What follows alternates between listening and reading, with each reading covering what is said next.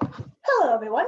My name is Becky Sutner, and on behalf of Baker Bookhouse, I'd like to welcome you all here tonight for this book launch of How to Listen So Your Kids Will Talk. We're excited to have Becky Harling joining us tonight for this special Mother's Day event that's coming up this week. Throughout the night tonight, Becky is going to be giving away some gift cards for the moms who are joining us. So in order to be entered for the drawings, go ahead and leave a comment, ask questions. Every time you leave a comment or ask a question, it'll be counted as one entry. So at the end of the night tonight, we'll announce who gets those. Kind of fun little giveaway for the moms who need a break right about now. Just go out and spoil themselves a little bit. You're not here to see me tonight. So Becky Harling, she's joining us. She's a coach with the John Maxwell team, and she's actually written 11 books. She and her husband, Steve, have 4 kids and 14 grandkids, and I'm intrigued to hear more about these big Sunday dinners and Nerf wars they've been telling me about. So without further ado, Steve and Becky, come on in. Steve's going to be joining Becky tonight. He's kind of going to be hosting for us and fielding any questions. So hello, Harlings. Hello, Hey, it's right, great to be with you. Yes, take it away. Have a good night. Hey, so I'll start. We are Steve and Becky Harling, and we do have 4 kids and 14 grandkids. And a long time ago now, we started the tradition of Sunday dinners. And so when our adult kids and their spouses and their grandkids can come over to our house, these Sunday dinners are chaotic and wild. You know, I said we had 14 grandkids. The oldest is only 11. So you can do the math and figure that out. Anyway, we do have wild Nerf gun wars on Sundays, and it's a whole lot of fun. But anyway, tonight we're here to talk to you about your listening habits, because what we've discovered is the more you listen, the deeper connection you build with your kids, and the more you're able to give them confidence for life. And so tonight we want to give you really practical tips. Now, I want to say this is a guilt-free zone. So if we say something and you're like, yeah, I'm not doing that right now, that's okay. There's always tomorrow. And so we know a lot of you are stressed out because maybe you're dealing with online learning or a million other things during this COVID season. We want to encourage you tonight. Yes, so Becky wrote this great little book, How to Listen So Your Kids Will Talk. I remember when it first arrived at our house, and I picked it up and promptly sat down and read the entire thing in one setting. And it has a lot of amazing stories. There's a lot of fun stuff in here. So Beck, why don't you just share a little bit about what motivated you to think about writing a book on how to listen so your kids will talk? Really 2 things. First of all, our publisher, Bethany House, who are fantastic, asked me if I would write it. And family has always been a big value to us, hasn't it, Steve? Yes. And, you know, I never wanted to write a book on parenting until our kids were completely grown. I wanted to see how it was going to turn out. Because the truth of the matter is, whenever I talked about writing a book on parenting, I always said it would be called Blackmail, Bribery, and a Whole Lot of Prayer, because that's about the way we raised our kids.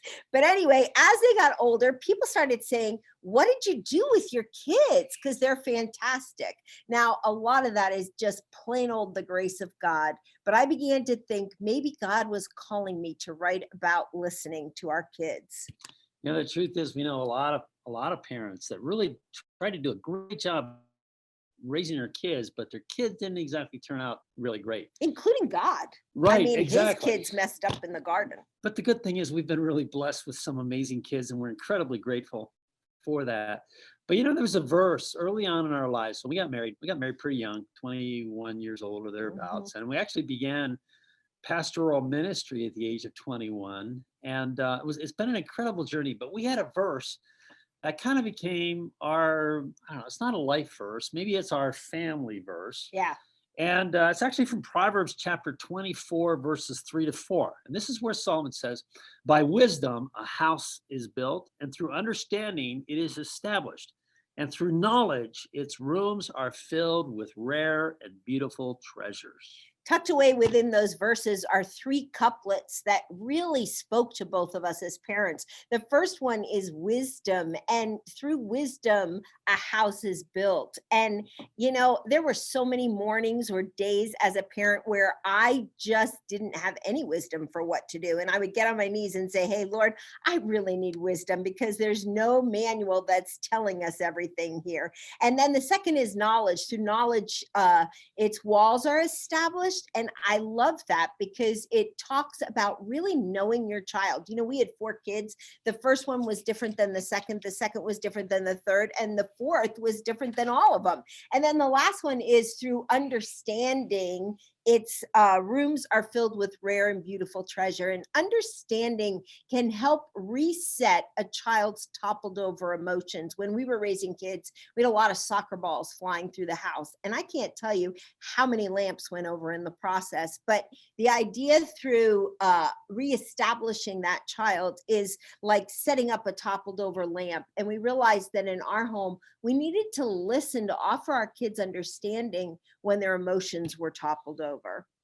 So I think the listening has become, and by the way, maybe we ought to say right up front where we are, Becky. Right now, we're in Tucson, Arizona, and we have been graced to be able to be in this amazing building. This is the headquarters of Family Life Radio. And they're just an amazing partner of ours. We really, really appreciate these guys. Yeah. But so, hey, Beck, one of the challenges that I think is a lot different for parents living today, even probably than when we were raising our kids, at least in the early stages, is this idea of what has been referred to as technofurance. So why don't you unpack that a little bit and talk about how that concept of technofurance, how's that impacting families today? Yeah, when Steve and I were raising kids, they didn't have cell phones, and really, there wasn't Zoom and all these other technology type things. In fact, video games were just beginning at that point. Today's parent really has to deal with a lot with technology, including cell phones. I know little kids that have cell phones. And what's happening, I think our cell phones are wonderful. Both Steve and I have them. I'm on Instagram. I'm on Facebook. Hey, follow me if you would. But anyway, it's very tempting when you're overwhelmed or whatever to just go on your phone. If you doubt me, go to a local park if you can get out during this quarantine time, and see what other parents are doing while their kids are playing in the park. Half of the moms are scrolling Instagram, right? And Instagram is a wonderful tool, but it can get in the way of you offering your full presence to your kids. And we're not saying that your kids need 24/7 presence from you, but they do need you to be fully present at different key times during the day. I know that when we were raising kids, the first 15 minutes when you got home was devoted to just Steve and I, where we would catch up on each other's day. But then we had family dinners together at night where we really focused on the kids, what they were learning in school, what the high points were, what the low points were, and giving them our full attention so that they felt seen and heard and valued. Yeah, giving full attention, that's a really important deal. And I still struggle with that, even with the whole cell phone issues. I mean, the bottom line is I carry my email on my cell phone. And of course, there's Facebook and Instagram, Twitter, and everything else on there.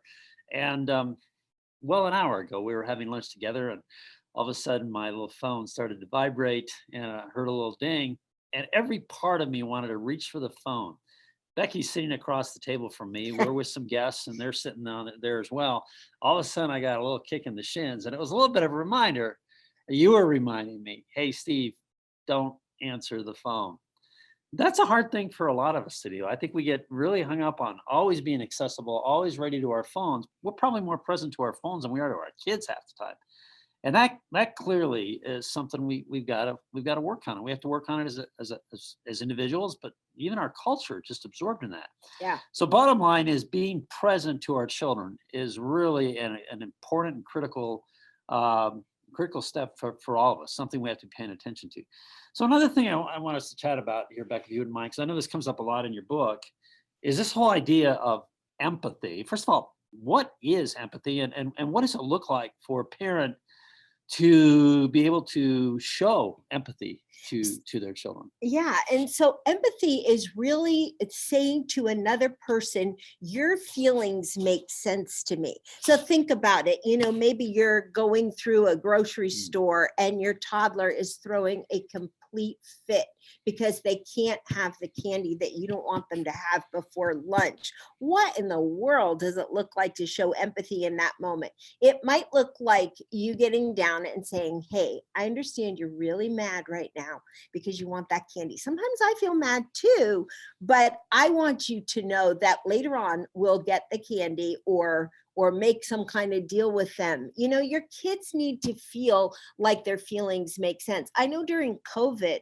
a lot of kids are feeling anxious. Maybe school started, then it's canceled. I know even for our own grandkids, school went back to in-present learning. Then the kids would be pulled out during part of the time for virtual learning. It's been back and forth, back and forth. And that can create a lot of anxiety in your kids. What your kids need to hear from you is that their feelings make sense to you and they make sense to God. That's really important in order for your child to feel loved. So back we were blessed to have four truly unique children. Every one of them was very different. One of our kids was the strong-willed type. In fact, she was ultimately the negotiator. And I can remember as a parent, this little tiny child of ours. She was adorable. Right from the very beginning, she was tiny and mighty, and she wanted to negotiate everything with us. So no matter what we said or whatever the policy was, she wanted to negotiate it. Yeah. And so I joke because so many conversations with her began with, Mom, don't say no yet. I mean, even as young as 3, I know some of you out there have negotiators. And so I just remember getting down on my knees one day saying, Lord, you've got to show me how to deal with this because I'm afraid I'm really messing up this child and she's going to need a lifetime of therapy. What the Lord showed me is she needed a voice. And so when she was 3, I began setting the kitchen timer for 3 minutes. Hey, you can argue your case for 3 minutes and then mom's going to give an answer. When she was 4, she got 4 minutes and so on. As she got older, we had her write proposals. I remember I got home from a speaking engagement. I was dead tired and she was about 10 or 12. She came bounding down the stairs and wanted a TV in her room. That went against everything Steve and I believed as parents. And so I said a quick prayer in my heart, like, Lord, help, I need an idea here. And so I said, go up on the computer and I want you to write me a well-written proposal for why you think you need this TV in your room. It's got to have good paragraph structure, capitals, periods, and good sentence structure. Because I was thinking in my mind, that'll give us 2 hours. It'll take her a long time. It'll give us some time to kind of get our bearings and then tell her no. Well, she came down the stairs 2 hours later with the most amazing proposal you've ever seen. So she presented it to Steve and I. We excused her and said, hey, we got to talk. And Steve said, what are we going to do now, Beck? This proposal is really good. Do you remember this? Oh, it made a lot of sense. And so we gave her a black and white TV that worked on 2 channels in her room. And I think she watched it once and then gave up, but she felt like she had won. So there's a question from a listener today that says, when you know you have missed it, how do you redeem the moment? Oh, that's such a great question. It is never too late to build that connection with your child. When you know you've missed it, I always say a well-felt apology goes a long way. We've had to apologize to our kids countless times. Hey, sweetie, I really wasn't paying attention then, or I really was too hard on you, or mommy was cranky about other things and it really had nothing to do with you, but I'm so sorry. So you apologize first. Then you say, will you forgive me? Because they have to make a decision. And then from there, you say, I want to make a change. I want to become a good listener. Will you help me? And they usually respond very well to that. Yeah, we had a lot of experiences with that, didn't we? I mean, I can remember so many times when, and it was helpful for me, Becky, because you would bring it to my attention when I had offended the kids. or one of the children. And I would have a hard time saying I was wrong. Will you forgive me? And, I'd make a joke of it. I'd say, well, if I offended you, or sometimes, well, I might have been, bottom line is you said, no, Dad, no, Steve, you need to own this. And we learned to get, fairly comfortable with telling our kids we blew it and we're sorry and we're wrong and will you forgive us? And it created a culture within the home where they began to do that to one another and to us. And we still but do we that modeled it. with our Oh, absolutely. adult kids. I Even mean, now. there are times where I always say you should never give your adult kids advice, unless they ask you for it. And Mhm. sometimes I blow it. So then I have to go back and say, hey, I'm really sorry. I gave you advice. You didn't ask for it. And I didn't mean to do that, Yeah. So, okay, Beck, can we get back to this other topic? I want to touch base on with you a little bit. We talked about our daughter who had such strong will and about how we need to give her a voice. Yeah. And we learned that question asking was a great skill. And it is something that I think, we've come to highly value in our home is the ability to ask good questions. So let's talk about that a little bit. Yeah. And the thing about asking your kids questions, particularly if they're like between 12 and 18, you want to ask them questions, but you don't want to interrogate them or they'll shut down pretty quickly. And so we learned to try to make questions fun during dinner time, and when they first got home from school, I learned quickly that the first question you should ask them is not, hey, how much homework do you have? Yeah, right. Because then they're going to shut down. Or if you say, how was your day in school? They're going to say, fine. So we learned to be creative with our question asking. One of my favorite questions, and I still use it with the grandkids today, is when did you feel like a superhero today? Now, our grandkids are still young, and so they like that question. Or in your teen years, you can ask your kids, what do you think makes a good friend at school? Or which teacher drives you the most crazy? Allow them to share their thoughts and feelings with you. Another great question is, who in school today really annoyed you? Let them know it's okay to get annoyed and even feel angry from time to time.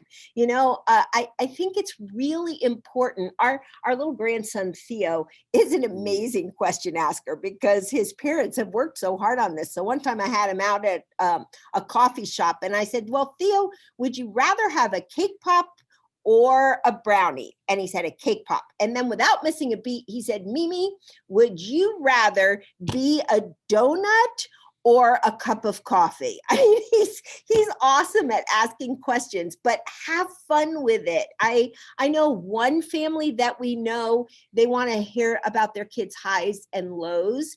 And so they ask, what's your happy today? What's your crappy today? And what are your blessings? And because most of us don't use the word crappy, the kids think it's funny and they're more willing to participate.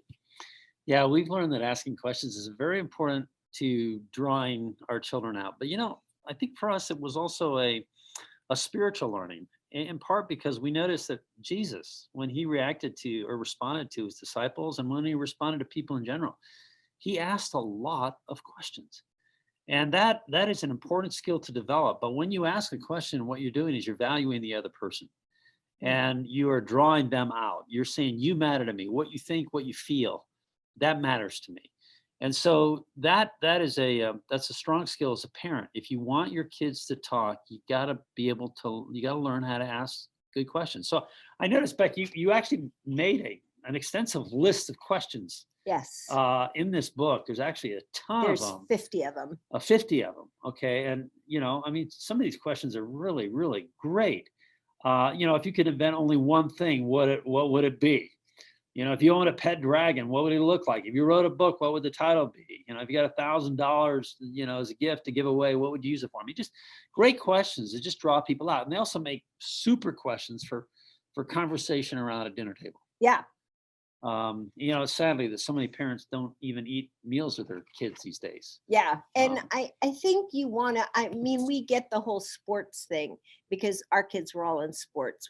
At one point, I think we had all 4 kids in travel soccer. Yeah. That was insane. Anyway, what we did is we tried to eat dinner together as much as we could. And that's part of how Sunday dinner became such a thing in our house, because those traditions really build close connection with your kids, and so the weeks where we couldn't eat a lot of meals together, we at least we knew that Sunday dinner was coming.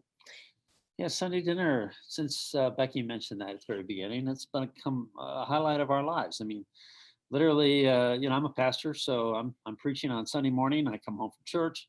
The family gathers around 4 o'clock in the afternoon, and we have a wonderful meal together. But then inevitably, some crazy wild adventure transpires. But it's bonding.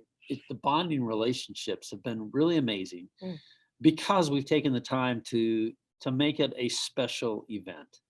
And I think that honestly, that's a huge part of all of this, is being intentional, because a lot of this stuff just doesn't just happen by itself. It's got to be intentional. Yeah. Yeah. So let's talk a little bit about, you mentioned the book quite a bit about the whole matter of conflict. And I like to talk about that a little bit, because I think that both of us, we don't come from homes where handling emotion was always healthy. So for example, in my story, I grew up in Africa. I was a missionary kid. I went to boarding school, and you say goodbye to your mom and dad. You don't see them again for a month or 8 weeks or whatever.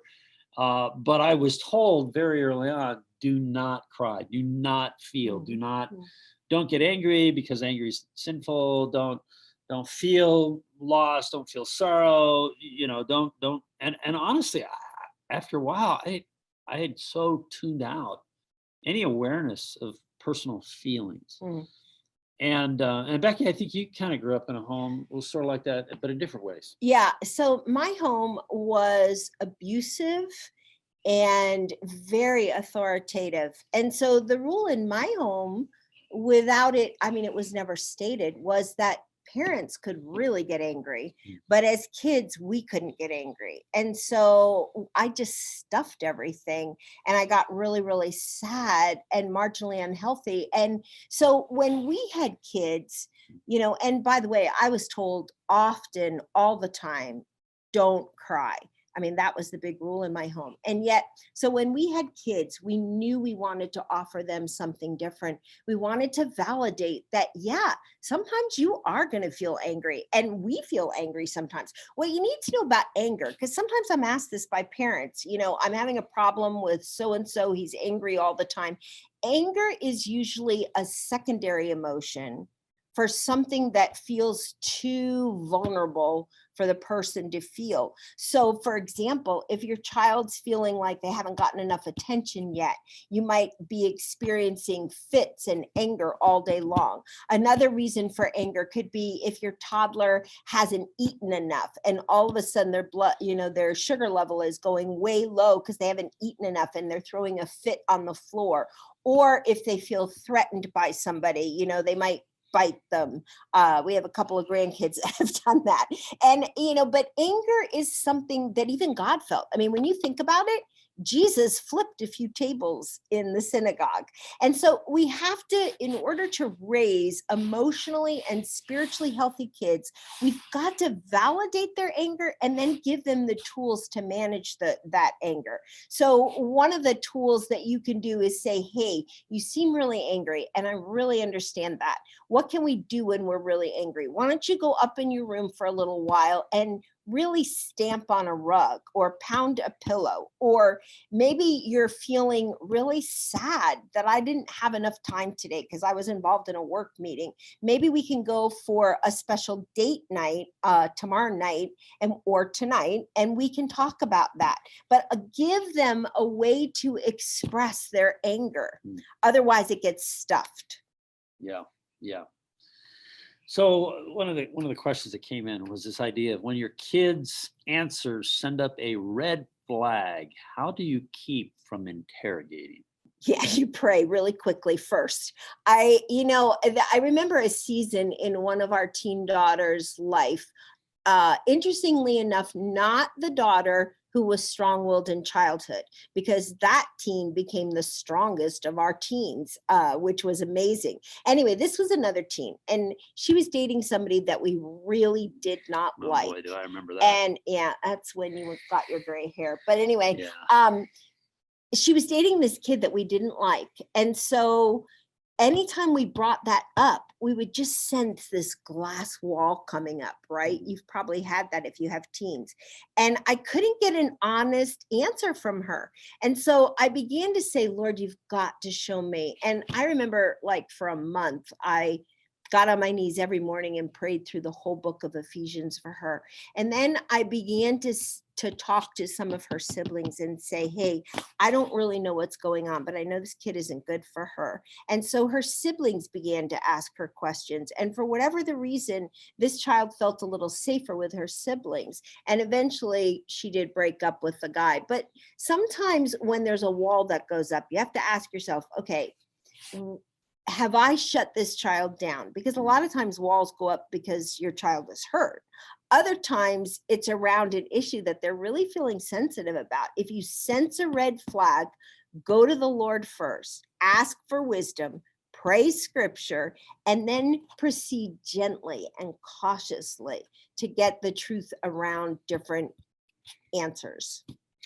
That reminds me a little bit. I had somebody at church just a couple of weeks ago. A couple came up after the service and they admitted to me that they were having trouble with one of their children. And he was very defiant, very angry, very bothered about a lot of different things, and acting out in very inappropriate ways. And they were concerned about, is this kid going off the rails? What's he doing? But what really struck me is that when I started to talk to the parents about how they were responding to it, the parents were so angry themselves. Yeah.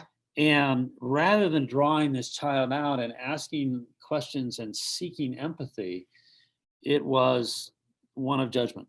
Yeah, it can become combative. It was combative and judgmental from the right out of the gates. And the poor kid, I mean, I just talking to the parents, I started feeling bad for the kid. It was like, does this kid have a chance when the parents are so critical and judgmental of him? And really not, all they want is their boy to grow up to be a good boy. Yeah.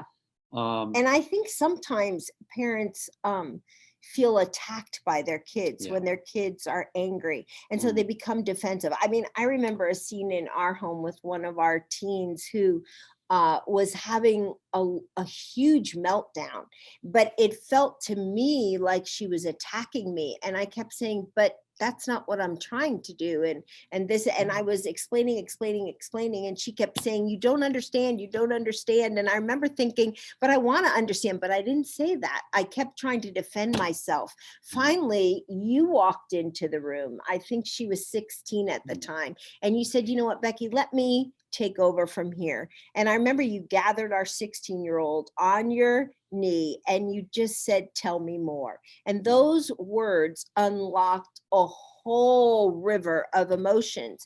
And it turns out the problem wasn't really me in the first place. She was overwhelmed at school. She was having difficulty with friends, but I interpreted it as she was angry with me. And so as parents, it's hard when your kids are angry to take that really personally and get defensive. But one of the principles that Dr. Karen Purvis teaches she did teach, she has since passed on, was that a calm parent will equal a calm child. And so similarly, an angry parent will equal an angry child. Now, certainly there are exceptions to that where your child will be feeling really angry, but get a grip on your own emotions first, calm yourself down, and then come to the discussion and say, hey, we need to talk about this. I know that conflict in the home can be between parents and kids, but it can also be between kids. In a home where we raised 4 children, often fights would break out between the kids. And if I noticed a pattern where fighting was continually breaking out, I knew that that wasn't something we wanted in our home. We wanted to raise kids who were good friends with each other. And so what we said is, I remember our son and one of our daughters was continually fighting. It felt like it was going on forever. And so I said, okay, you guys have to be best friends for 24 hours. You have to sleep in the bunk beds in the same room, and you can't play with anybody else until you learn how to get along with each other. And interestingly, that worked. They're great friends now. I mean, all of our kids are really close with one another. Hey, Steve, I want to ask you a question. I know you've been asking me the questions, but I know in our marriage, we were both tuned in and really wanting the same goal with our kids. But what would you say to the mother who's out there who has a husband who's really disengaged, who maybe has his own anger issues or isn't spiritually tuned in or whatever? What would you say to that wife, that mother who's trying to really be a good listener to her kids, but her husband is into video games, or not that video games are wrong, that's just an example, or is into a whole bunch of other stuff and is never really present to the kids and not really engaged? What would you say to her as a dad? Actually, you wrote the book, so nothing like turning the tables on me. I know, but I can't really answer that because I'm not a dad. You are. Yeah, I mean, I talk to dads all the time about, being present to their children and that kind of thing. But your question is, what would I say to a wife who wants to help her husband get engaged? Is that what I'm hearing you say? And, a large part of it is, I think, rather than coming into a combative situation, sometimes it would be great for a wife to enter into her husband's passions and interests. And as you do that, it begins to open doors where you can earn the right to say, hey, honey, I went out ATVing with you last week, could you help me with X or Y or whatever? But to actually enter into his world, rather than starting off with you're not this and you're not that and you're not helpful. I think earning the right to be able to share those feelings is good by entering into his world a little bit. Yeah. And I wonder too about really understanding your husband's stress. What I've heard from wives is, my husband comes home from work, the kids are going ballistic, and he's standing there scrolling his phone or, watching a football game, and he's totally checked out and numb to whatever the kids are doing. And I think a good conversation there is, hey, honey, I know work has been really stressful for you lately. I know you feel like you're maxed out, but our kids really need you too. Can you engage with them a little? Can you help me with bedtime or bath time, or read a story or homework?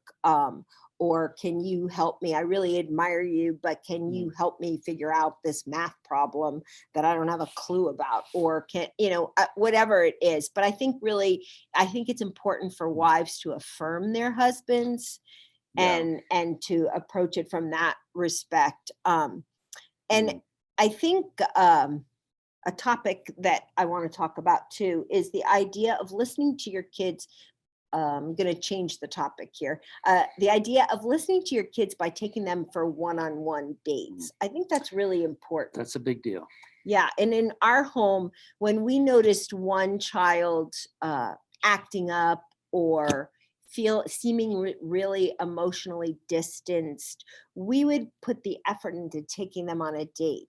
For teens, it might be like an 11 o'clock donut run because that's their love language. Or for your grade school child, it might be, hey, let's go see this performance or that performance. I remember one time you took our youngest to Disney on Ice. She was really into all the Disney princesses. Do you remember that? Oh, yeah. And you took her to Beauty and the Beast on Ice. And it was just life-changing for this child, and it really built her relationship with her dad. But moms can take their kids on dates too. That one-on-one time is so valuable because it really gives you a window into their soul, you know, and it's something that you're investing in the relationship for the long haul. In other words, if you want your kids to connect with you, you got to listen now, or they're not going to when they're adults. You know, one of the things you brought out in the book that I thought was really a helpful reminder is the whole idea of affirming your children. Yeah. And helping them,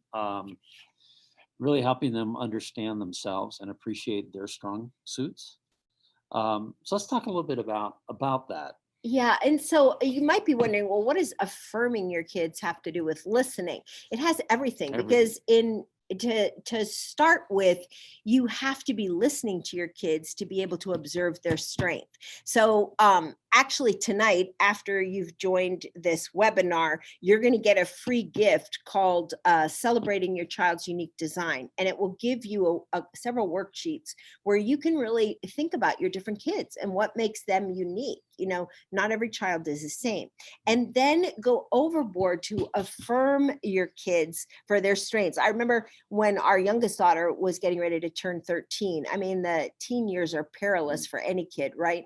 And so we wanted her to enter those teen years with strong confidence. And so what we did is we planned a birthday party for her, and we asked all the kids coming to that party, we said, we want you to list 13 qualities that you see in our daughter Carrie that you can affirm her for. And so kids came with their list of 13 things.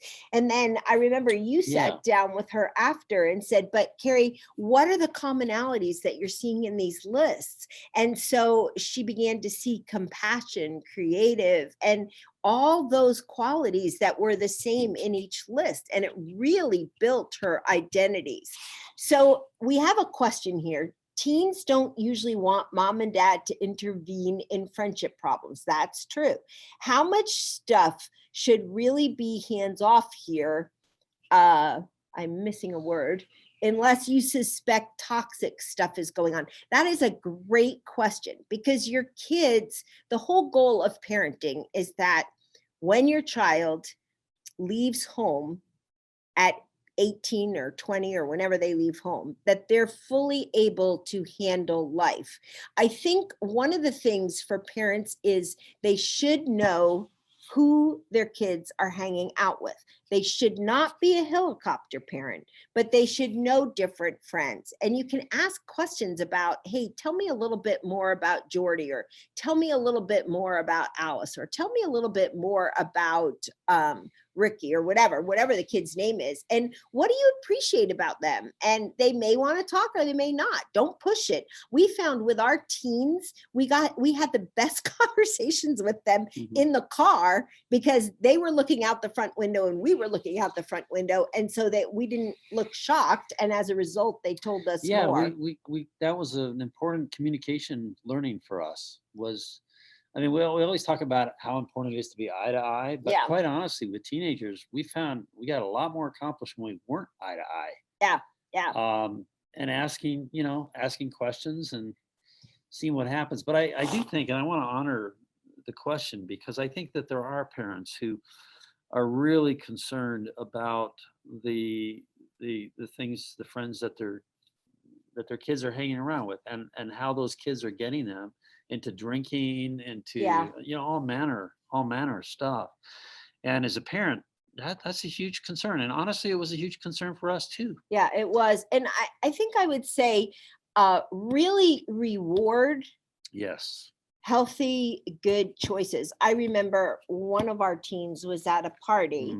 Parents were not home, and some boys arrived at the party and they had a keg of beer.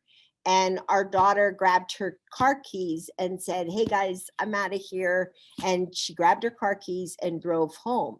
When she told me the next morning, I was like, come on, you get to skip school. We're going to the mall and you can buy any shirt you want in the mall, because I wanted to reward that choice, because there's a lot of pressure on your teens, but I think you don't want to micromanage their friendships, because there's a lot of learning that takes place in friendships. And sometimes there's a lot of conflict between them and their friends, or maybe there are other issues going on. If it's not toxic, be available to talk, ask questions that are not coming across like being interrogating, and affirm as often as you can. I hope that answers your question. If we haven't answered it fully, you are free to write me at becky@beckyharling.com, and I will try to answer more completely. One of the most difficult seasons in our life as parents, I'll never forget. Becky had been diagnosed with cancer, and it was breast cancer. And I can remember feeling, just as a young parent, traumatized, because we had these young kids in the house, and we brought them all down into the family room, and you were there, Beck. And I told the kids, "Mommy has cancer." And the gravity of that moment on our family was really huge. And sometimes experiences like that can cause relationships to drift, etc. But I think in our case, the Lord worked it for good. It was very hard. And that night, you were tucking our youngest into bed, and I think at that time she was 9 or 10, something like that. And anyway, so she had a journal there. So tell a little bit about that story. Yeah. And so we noticed that her journal was laying open on the floor. And I said, "Carrie, can I read your journal?" Which I do want to point that out.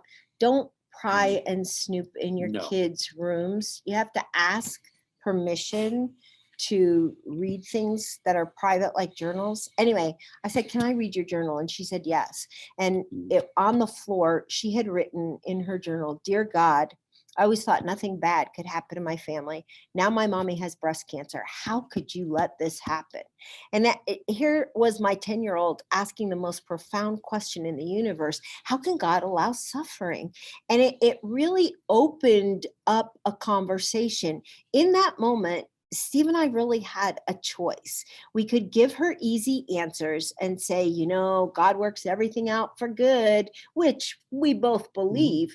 But the bottom line is, we were scared to death ourselves. And so what she needed in that moment was for us to say, "You know what, honey, we're scared too. We know that God is up there. We know he bends down to listen to the cries of our hearts. We don't understand this, but we're going to get through it together as a family." And so we began to really teach. I think you have to start while they're young, teaching them that God is a God who listens, and he's always there for them, and he will continue listening to them as they grow up. Because the deal is, you as a parent are not always going to do it right. You are going to mess up. But if you can model transparency for them, honesty, if you can model your own prayer life, you have a better chance of them following your example. It reminds me a little bit of that verse in 2 Peter, I think it's chapter 4, where Peter tells us that the ears or the eyes of the Lord are always upon us, and his ears are always open to our cries. And I think there is a sense of how do we teach our children that God's eyes are always on them and his ears are always open. Okay, I have one more story, and then I'm going to let you close up in prayer if we don't get any more questions. Steve did a great job of modeling the father heart of God. I remember when one of our kids, it was during the Beanie Baby rage, maybe you don't know about that, but every little girl wanted these Beanie Babies. And one of our daughters bought this Beanie Baby, and she had taken it to a soccer game where her brother was playing, and she lost the Beanie Baby after she had spent her $6 on it. Do you remember this? And the following morning, Steve got up around 5 a.m, and I'm like, "Why are you up so early?" Before the crack of dawn. I know. And he said, "I'm going back to that soccer field." And he went back to that soccer field, and he looked and looked and looked, and he found that Beanie Baby. And he came home an hour and a half later, triumphantly holding this little skunk Beanie Baby. But he won his daughter. Stinky, or yeah, they did. So he won our daughter's heart forever. Listen, if there's any way moms or dads, you can model the father heart of God. Let your kids know there's nothing you can do that's going to make us stop loving you. We're here for you. We want to be good listeners. We're not always going to do it right, but we want to hear your hearts, because the bottom line is we have a God in heaven who bends down to listen to us. So Becky, we do have some prize winners today. Yes. Alice and Linda and Mary. Okay, so Alice and Linda, you're each going to get a $50 gift card that you can use to go get a pedicure or a manicure or whatever you want. And Mary, you hit the jackpot. You're going to get a $100 gift card. These gift cards are going to come to you from Bethany House. So we're going to need your email and your addresses. And I hope you have wonderful Mother's Days. I want you to feel celebrated and loved and cherished. Listen, Steve and I didn't do everything right. And you know what? Our kids didn't expect us to do everything right. When we blew it, we simply apologized, but we continually wanted them to know, hey, we love you. We want a good relationship with you. And if we have to change in the way we're listening, we're willing to do that, because this relationship is so important to us. So I'm going to close with prayer. Tell you what, before don't- you close with prayer, Yeah. just before you do that, Yeah. I do want to say, folks need to pick up this book. Oh yeah, that's a good So idea. this has been a really, honestly, I read it in 40 minutes and I laughed myself all the way through it, but it's a great little book, How to Listen So Your Kids Will Talk. Chock full of really practical stuff, great questions in here, great ways to deal with lots of things through the art of listening. And, it's all predicated on that great verse in the scripture where Jesus said, be careful how you listen.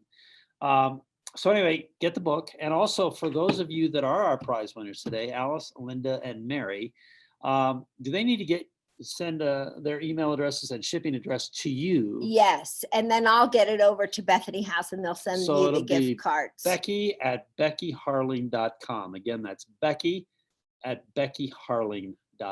And one more thing before I pray. I send out a Monday morning devotional every Monday morning. It's pretty short, but it's just a devotional thought to boost your week. You can sign up for it at my website, BeckyHarling.com. Just put your email in there. Right now, I have a free gift on praying scripture over your kids. So put your email in there. You'll get the free gift, and then you'll start getting my Monday morning devotional. Thank you for joining us. There's so much more we could say, but we hope you enjoyed this. We hope you enjoy the book. It's full of stories about our own family life and the lives of other people that we know. So Beck, we learned a long time ago to pray for our kids, and let's take a moment and just pray for these parents that are participating today in this conversation. And why don't you just do that? And Okay. some prayer. Okay. Lord Jesus, we love you tonight. We're so thankful for you. We're so thankful that you are a God who bends down to listen to the cries of our hearts. Would you just bless these moms and dads? Lord, we know parenting is just a hard journey sometimes. Sometimes they're going to be confused. And when they're confused, may they get on their knees and ask you for wisdom, Lord. May they tune their ear to really hear their kids' hearts. May they put away distractions so that they can be fully focused on their kids for different moments of the day, Lord. And Lord, would you bless them by giving them laughter in their homes, peace in their homes, and just a sense that you are God and you love each of their kids more than they do even. Bless them tonight in Jesus' name. Amen. Amen. Amen.